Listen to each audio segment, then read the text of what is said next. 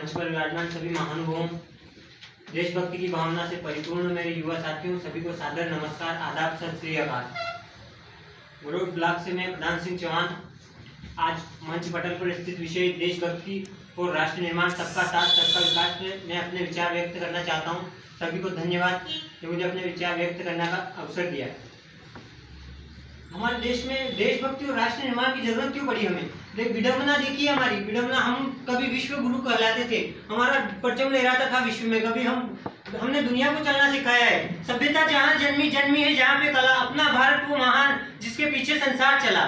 और आज उसी भारत को देशभक्ति और राष्ट्र निर्माण की जरूरत पड़ रही है। ये हमारी विडंबना है। और विडंबनाएं देखिए कि देखना है पड़ रहा, कि विडंबनाएं देखिए कि देखना है पड़ रहा। जो कभी विश्व गुरु हुआ करता था, आज वही गुमराह हो रहा है। और देशभक्ति की बात करूं मैं, तो आप जिस देश में रह रहे हैं महोदय, अगर उस देश का हर एक व्यक्ति निस्वार्थ भाव से, अगर आपके द्वारा किया गया निस्वार्थ भाव से हर एक कार्य देशभक्ति है। और ये तो विश्व के संदर्भ में सभी देशों के लिए। अगर आप भारत की बात करूं तो भारत के अनुच्छेद 51 में, हमारे संविधान के अनुच्छेद 51 के दिए गए सभी मौलिक कर्तव्यों का आप अच्छे से निर्वहन करते हैं, तो वही सच्ची देशभक्ति है। और राष्ट्र निर्माण के संदर्भ में मैं बात करूं तो राष्ट्र निर्माण की संकल्पना सभी सोचते हैं कि फ्रांस की क्रांति से आई है। राष्ट्र निर्माण की संकल्पना फ्रांस की क्रांति से। मैं नहीं मानता। मैंने पढ़ा है कि चाणक्य, हमारे भारत में ऐसे महान पुरुष हुए चाणक्य, जिन्होंने सर्वप्रथम अखंड भारत की संकल्पना दी थी। राष्ट्र निर्माण की संकल्पना उन्होंने सर्वप्रथम कई सदियों पहले दी थी, जिन्होंने अपनी शिखा विदेशी आक्रांताओं से अपने भारत की रक्षा करने के लिए अपने शिखा की गांठ तक तानकर प्रण प्रतिज्ञा ली थी कि जब तक भारत को अखंड भारत का निर्माण नहीं कर लेता, तब तक अपनी शिखा की गांठ नहीं बांधूंगा। और विदेशी आक्रांताओं से भारत की रक्षा की थी। और आगे चलते हैं अपन तो हमारे देश के कई वीर सेनानियों, स्वतंत्रता में क्रांतिकारियों ने अपने प्राणों की आहुति दी है और अपने देश की जो गुलामी की बेड़ियों से, विदेशी आक्रांताओं की गुलामी की बेड़ियों से हमें आजाद कराया है।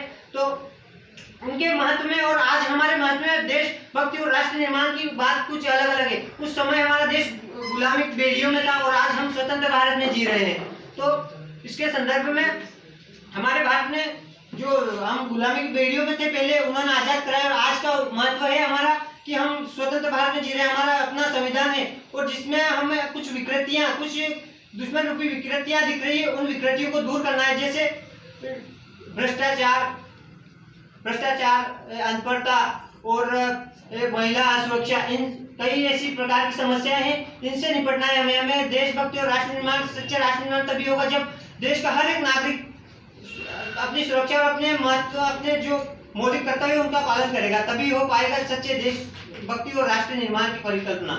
और मैं सबका साथ सबका विकास के ऊपर अपने बात कहना चाहता हूं कि आप एक पत्थर लीजिए और किसी कुत्ते बिल्ली पे फेंक दीजिए, स्वाभाविक सी बात है कि वो भाग जाएगा। लेकिन एक वही पत्थर आप मधुमक्खी के छत्ते पर फेंकिए तो आपको सबका साथ सबका विकास और सबका विश्वास का महत्व में आ जाएगा समझ में कि क्या होता है। क्योंकि वो जो मधुमक्खी का छत्ता है वो पूरा देश है और उस देश के सभी नागरिक, वो मधुमक्खी जो मधुमक्खियां है वो है।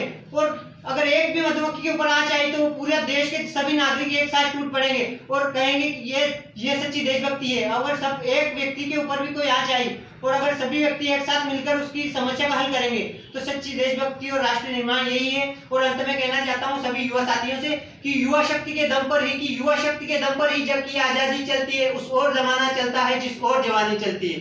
धन्यवाद।